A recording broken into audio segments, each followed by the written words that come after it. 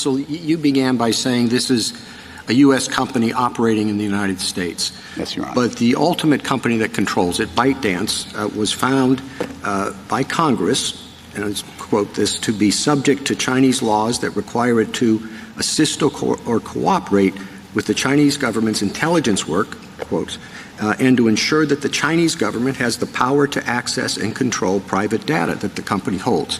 So are we supposed to ignore the fact that the ultimate parent is in fact subject to doing intelligence work for the Chinese government? Well, Your Honor, I don't think you are supposed to ignore that at all, but I also don't think that it changes the analysis for a couple of reasons. Look, TikTok and... Well, just hold a second. Well, as I said, you began by saying this is a U.S. company operating in the United States, and it seems to me that you're ignoring the major concern here of Congress, which was Chinese manipulation of the content and acquisition and harvesting of the content. Sure. And I'll start by saying that TikTok Incorporated is a United States subsidiary operating in the United States with its own set of free speech rights. Do you dispute the fact that ByteDance has ultimate control of TikTok in its corporate organization?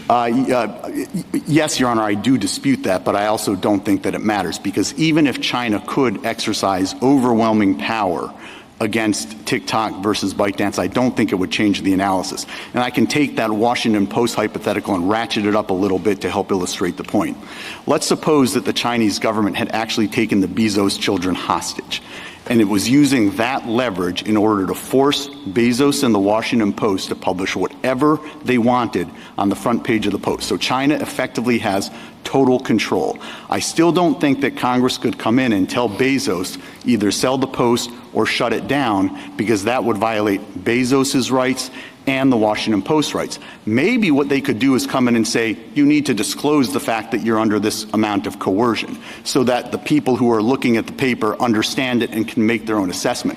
But I think the First Amendment rights of both Bezos and the Post would be directly implicated, notwithstanding that China in that scenario has effectively total control over what gets printed in the Washington Post.